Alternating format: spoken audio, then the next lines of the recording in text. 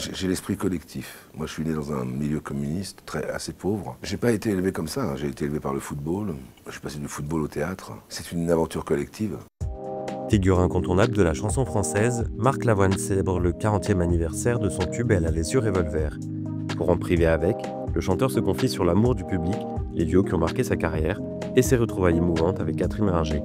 Bonjour Marc Lavoine, Bonjour. Merci d'avoir accepté notre invitation pour se En priver avec. Alors l'année 2024, elle est spéciale, elle marque les 40 ans de votre carrière. C'est un cap symbolique. Qu'est-ce qui vous inspire? Je suis encore là, devant vous, maintenant. J'ai traversé donc ces années-là, mais je ne m'en suis pas rendu vraiment compte, parce que le temps est longiligne. Je ne suis pas abîmé par le temps qui est passé, par les chansons que j'ai faites, les films, les livres, les pièces de théâtre. Ça représente simplement un désir d'être artiste. C'est pas une obligation, mais c'est pas un choix. Et donc, la décision que j'ai prise quand j'avais 14 ans, quand j'ai commencé à comprendre un peu ce qui se passait autour de moi, à comprendre comment je pouvais m'exprimer, c'est passé par la poésie. Et donc, à partir de là, ma vie a commencé, vraiment. Avant, j'étais dans les jupons de ma mère, et j'étais très bien. J'étais très bien parce que je me sentais aimé. Ensuite, quand il faut sortir de là, des jupons, traverser la rue, l'angoisse a commencé à me prendre et je ne pouvais pas parler. Grâce à la poésie, j'ai pu m'exprimer. Donc j'ai essayé de construire ma vie autour des mots. Et là, j'ai commencé à écrire des chansons, quoi. Tout de suite, j'écris des chansons. Voilà ce que je fais. 4 décennies, c'est aussi, ça représente quand même, j'imagine, quelque chose pour vous dans le sens où c'est une marque de confiance du public? Ah oui. Alors, le rapport avec le public est très étrange parce que il y a un public, il n'y en a pas deux. Ce public est très intelligent. Il ne faut pas les prendre pour des imbéciles. On ne peut pas leur faire manger n'importe quoi, on ne peut pas mâcher les trucs. Manger, c'est bon. Il faut se poser des questions, il faut se mettre en difficulté, il faut essayer d'aller chercher des choses ailleurs, là où on n'est pas encore certain. Et donc, c'est un vrai travail, c'est un travail. Et tout le temps, je travaille pour essayer pas de leur plaire, mais de les rencontrer. J'essaie de les rencontrer. C'est ce qui me permet de rester indifférent à mon image ou aux photographies, aux disques d'or, aux honneurs. Avant la musique, il y avait donc une carrière d'acteur. Vous Oui. étiez comédien de théâtre, d'abord. Oui. Puis la télévision est arrivée. Mais c'est finalement la musique qui vous a permis d'exister dans le regard des autres, du public. Est-ce qu'il y a une forme de regret chez vous par rapport à ça? Ah non. Non, j'ai arrêté le cinéma parce que ça ne me plaît pas. Le système ne me plaît pas. Le système d'aller plus vite que son copain, quoi. Vous avez un rôle et on est 10 dans le couloir, ou 20, ou 50, et puis il faut l'avoir. Ça ne me plaît pas du tout. Je n'ai pas l'esprit de compétition. J'ai l'esprit collectif. Moi, je suis né dans un milieu communiste assez pauvre. J'ai pas été élevé comme ça, hein. J'ai été élevé par le football. Je suis passé du football au théâtre. C'est une aventure collective. On a le rôle de la fille, après on a le rôle du garçon. Ensuite, on s'échange des trucs, on s'aide. Il y a une sorte de travail commun qui est très important. C'est l'intelligence collective qui règle le problème. Donc c'est pour ça que tous les films dans lesquels je suis allé sont des films collectifs. Donc Le Cœur des Hommes, mais aussi de Chabrol, aussi de Gatliff, Schoendorfer. C'est des gens qui racontent des histoires. Et ce qui est intéressant, c'est de s'inscrire dans l'histoire. C'est pas le rôle qu'on a. Être acteur, pour moi, c'est pas avoir la couverture de première. C'est autre chose. Aboulker m'avait dit, si tu veux que ça marche pour toi, faut que tu écrives, faut que tu travailles tout le temps, mais il faut que tu aies un peu de jugeote. Et ça m'a frappé, cette phrase. J'ai dit, c'est vrai qu'on peut pas faire une carrière et être un con. C'est pas possible. Et tous les artistes que j'ai rencontrés, que j'aime, Trintignant, ou bien Chabrol, par exemple, c'était loin d'être des imbéciles. Ils étaient subtils, mais ils travaillaient tout le temps. Tout le temps. Trintignant, chaque fois que je le voyais, il me disait une poésie, me racontait une blague. Mais il parlait jamais sérieusement des emmerdements. Parce que les emmerdements, c'est pas intéressant. Non, il remplaçait ça par du théâtre, par la grâce de dire quelque chose. Alors un Prévert, ou un Boris Vian, ou un Desnos. Et la vie est différente. D'un coup, votre journée commence bien. Alors en 1984, vous rencontrez Fabrice Aboulker. Ouais. Avec lequel vous réalisez votre premier album, Oui. Marc Lavoine, qui rencontre un succès fou, sur lequel on retrouve notamment Elle a les yeux revolver. Oui.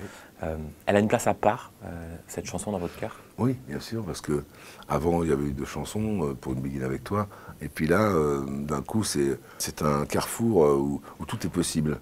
Le top 50 arrive, bouscule un peu le monde d'avant, et puis des nouveaux artistes s'imposent naturellement. Étienne Dao, Lerita Mitsuko, il y avait Taxi Girl, et Indochine, Mylène Farmer. Et donc, si tu veux, d'un coup, c'est possible, quoi.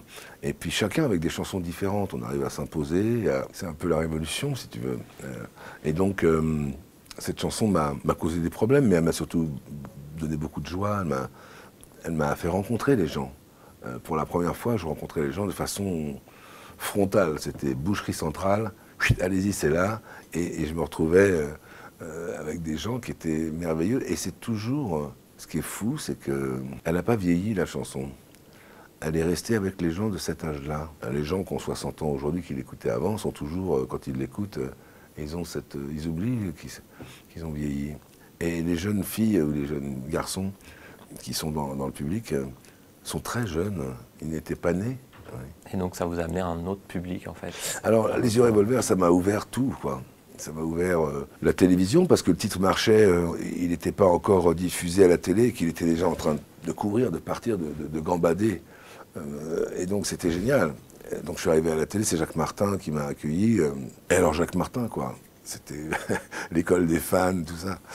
C'était merveilleux, c'était vraiment Drucker, Martin et Sabatier, c'était incroyable. Vous avez été à Sofia, en Bulgarie, c'est ça, oui, pour enregistrer. J'étais et à Sofia. En entendant les nouveaux arrangements, vous avez été très ému. Mon manager qui est par là, qui était assis là-bas, m'a dit ce serait bien que tu fasses un album symphonique. Symphonique, ça faisait un peu naphtaline, j'avais peur de me considérer comme un vieux, quoi. Et j'ai réfléchi, j'ai fait électro-symphonique, ça me plairait bien. Donc on est allé à Sofia dans un building qui était construit par les nazis, à côté d'un building qui a été construit par les communistes. C'est-à-dire que tu arrives là et tu te dis c'est sympa, on va faire de la musique, c'est cool. Et là tu rentres et tu dis bonjour aux gens et ils te répondent pas, tu vois. J'ai pas compris ce qui se passait, j'ai pas compris pourquoi on me disait pas bonjour, pourquoi on parlait pas. Juste le chef d'orchestre venait nous parler. J'ai compris après parce qu'ils ont leur instrument et il y avait 80 musiciens. Et moi j'étais donc avec eux, j'étais en mezzanine, à l'étage du dessus, je les regardais jouer chacun d'entre eux. Et c'est vrai que, n'étant pas dans la cabine, je n'entendais pas les arrangements électro qui pouvaient être mélangés au symphonique. Et quand Les Yeux Revolver sont arrivés, je vous avoue que j'ai eu une larme qui a coulé, mais sans que je le veuille, hein, c'est-à-dire que ça a coulé tout seul, sans être forcément triste ni heureux, comme si vous aviez une source dans votre crâne qui d'un coup décide de lâcher l'eau, quoi. Et donc je suis allé dans la cabine, j'ai dit à Jean-François Berger, le gars qui a pris l'album en main, je lui ai dit celle-ci, on va la laisser symphonique uniquement, on ne mettra pas l'électro. Parce que là, elle est vraiment formidable. Donc c'est très émouvant de traverser des périodes qui étaient différentes. Moi, je n'ai pas bien senti la différence, mais quand même, vous écoutez l'enregistrement des Yeux Revolver, même si ça tient le coup, c'est une chanson qui a une couleur, une marque des années 80. Et puis vous écoutez les dernières, Le Train, etc., des chansons comme ça, elles sont différentes, quoi. Et de les remettre toutes ensemble pour créer un spectacle, en fait. C'est un spectacle qu'on a fait et qui va se produire, j'espère, enfin je crois que c'est à la scène musicale. Ça faisait vraiment... ça tombait bien, ça marchait bien. C'était ce qu'il fallait faire, je crois. Mais ça passait par l'émotion. Si vous voulez, on ne peut pas commencer à faire des chansons intellectuellement en disant ah, on va faire ci, on va faire ça. Il faut que ça fonctionne, il faut que ça vienne toucher en vous quelque chose. Il faut que vous soyez quand même ému par ce que vous faites. Je regardais les gens, je regardais Fred, je regardais Jean-François, on était tous émus par la même chose, au même moment. Et c'est ça qu'on a essayé de faire. Alors j'espère que c'est réussi, mais c'est ce qu'on a essayé de faire en tout cas. Sur l'album Revolver, donc, justement vous parlez de chansons qui sont très différentes, Oui. qui viennent d'époques différentes. Quels sont les critères qui ont guidé votre sélection sur cet album-là? Les textes. C'est-à-dire que j'aurais pu mettre la semaine prochaine, j'aurais pu mettre C'est la vie, j'aurais pu mettre Le monde est tellement con. Bon. Là, il s'agissait de trouver des chansons qui sont fondées sur un propos. Il se trouve que je pense que ce sont les meilleures chansons. Parce que sur scène, je chanterai celle-ci. Le pont Mirabeau, bon, c'est d'Apollinaire, mais c'est vraiment fondamental comme texte. Le parking des anges, c'est une histoire qui parle de Pasolini. C'est ça la France, Paris. Qu'est-ce que t'es belle, Les Yeux Revolver. C'est-à-dire que c'est vraiment des chansons qui sont pour moi très importantes, qui ont été très importantes. Les deux chansons que je chante en solo, qui sont J'ai tout oublié ou bien Je ne veux qu'elle, c'est pareil, ce sont des chansons qui m'ont nourri et qui m'ont J'ai rencontré des gens avec cette chanson, j'ai mangé avec cette chanson, voilà, j'ai avancé avec ces chansons-là. Ces chansons-là sont vraiment des chansons qui sont pour moi celles qu'il fallait sélectionner pour ce disque. Ouais. Les textes sont très importants, mais les mélodies aussi. Les mélodies de chacun des compositeurs, des 4 compositeurs avec lesquels j'ai travaillé sur l'album, qui ont fait des inédites, sont des gens qui sont très présents, c'est que des amis. J'ai travaillé qu'avec des amis. On ne peut pas faire le professionnel, on ne peut pas faire un disque. Il faut raconter l'histoire, et ils la connaissent. Ils la connaissent parce qu'ils l'ont vécu, pour Fabrice, pour tous les compositeurs, tous les gens qui ont travaillé sur ce disque. On a vécu la même histoire. Alors vous reprenez notamment Qu'est-ce que t'es belle avec Ouais. Catherine Ringer, Ouais. 40 ans donc après l'original. D'où est venue l'idée de vos retrouvailles? On ne s'est jamais quitté avec Catherine. On s'est rencontrés sur scène avec Les Yeux Revolver. On a enregistré la chanson. Enfin, on l'a d'abord, on l'a écoutée, on l'a pensée, on l'a enregistrée. Et puis, on est allé la remixer avec Tony Visconti. On a fait le clip avec Mondino. Tout ça, c'est des cadeaux qu'elle m'a fait. Elle est venue la chanter sur scène avec moi. Puis ensuite, on l'a chantée sur scène régulièrement. À faire du tricot ensemble, on a continué à faire de la couture. Mais la vie a changé un peu. L'époque a changé, les époques ont changé. Parfois, on perd des gens meurent. On peut perdre une maison, c'est pas grave. Perdre une voiture, on s'en fout. Mais perdre une personne, c'est difficile. Le langage entre nous est devenu beaucoup plus simple. Et quand on chante la chanson aujourd'hui, c'est très émouvant comme retrouvaille. On s'est jamais quitté, j'ai jamais lâché la main de Catherine. C'est bon de la retrouver parce qu'elle a une poésie incroyable. C'est une femme libre, une femme debout. C'est une femme déjà. Est-ce que la chanson, elle a pris un autre sens avec vos parcours de vie respectifs avec Catherine Ringer? Vous savez, le parcours, je sais pas, parce que quand j'ai dit aux gens que j'allais travailler avec Catherine, ils n'ont pas compris, ils ne voulaient pas que je le fasse, à l'époque. Hein. Comme ils ne voulaient pas que je fasse Les Yeux Revolver, ils ne voulaient pas non plus que je fasse Parking des Anges, donc ils ne voulaient pas que je fasse mon travail d'une certaine façon. Et aujourd'hui, bon, ça paraît un peu fou. Mais Catherine, elle m'a reconnu, je l'ai reconnue, on s'est unis et on a fait une chanson qui dure depuis. On ne s'est pas posé la question. Nous, on n'est pas là pour dire ça c'est bien, ça c'est pas bien. Les artistes qui disent ça c'est vachement, moi je sais vachement bien ce que je fais, ça c'est de la merde. C'est des artistes qui vont durer 3 ans. C'est pas possible de penser comme ça, d'avoir une pensée aussi rétrécie, aussi. Comme avec toutes les femmes avec lesquelles j'ai travaillé, et qui m'ont fait la chance surtout de me faire signe. Catherine, elle m'a fait signe. Elle est venue sur scène, elle a dansé avec moi. Je ne savais pas trop pourquoi elle venait. Elle est venue. Ça s'est bien terminé. Véronique Sanson, elle m'a fait signe. Françoise Hardy m'a fait signe. Swan Massy m'a fait signe. Et je suis très heureux qu'elle m'ait fait signe. Parce que avec elle, je suis mieux. Je suis plus grand que moi. Ça restera peut-être pas dans l'histoire, je m'en fous de ça. Peut-être que c'est pas important ce que je fais. C'est pas grave. Mais ces moments-là, je les ai vécus pour la vie. C'est-à-dire que j'ai jamais oublié, j'oublie jamais quand je rencontre Swan Massy, quand je vais chanter avec elle sur scène, quand je la regarde, quand j'écoute sa voix qui chante. Elle m'a emmené en Algérie, elle m'a fait chanter en Algérie. J'ai pu dire mon texte sur l'Algérie. Au-delà du métier, au-delà du fait de vendre des disques, de rester, ce qui est important, c'est avec qui vous faites les choses et la raison pour laquelle vous écrivez. On vous parle beaucoup de vos chansons d'amour, mais il y a aussi beaucoup de chansons engagées, Oui. sur lesquelles vous prenez parti sur des sujets de société, Oui. comme C'est ça la France, Oui.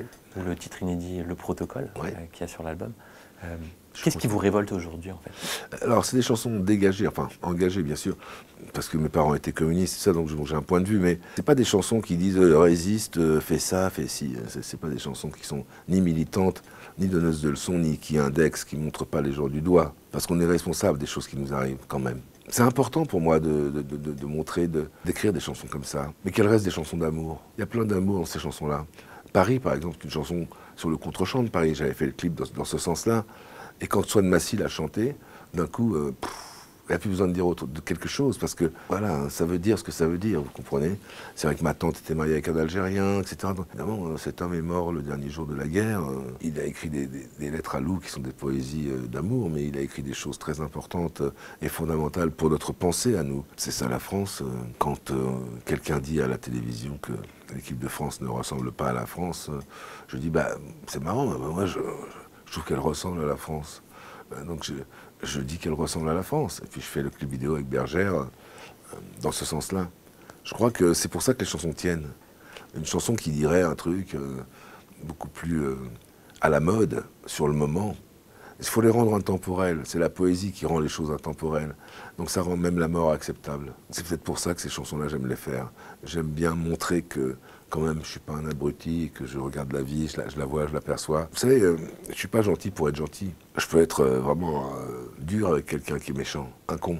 On croise 3 000 à 4 000 personnes gentilles. Elles ont des problèmes, c'est difficile la vie, mais elles sont gentilles. Dans les télétons, dans tous ces trucs-là, c'est bon signe. Je trouve que la société va révolutionner elle-même. Moi, ça me rend très optimiste dans ce monde très, très noir. Ça me rend optimiste parce que les petits dons augmentent. Et les petits dons, c'est ce qui est le plus important. Est-ce que vous préparez un album de chansons originales? Oui. Ah oui, il est prêt. J'en ai 70, 80 des chansons qui sont prêtes. Maintenant, il faut savoir... vous savez, je suis aujourd'hui. Je sors un album qui s'appelle Revolver, qui est l'album, je pense, le plus important que celui que enfin, c'est le plus important que j'ai fait jusqu'à aujourd'hui. Donc je suis là. Ça va me prendre du temps de le sortir, de sortir Protocole, justement, de faire la vidéo, de sortir un autre single, d'aller sur scène, de présenter.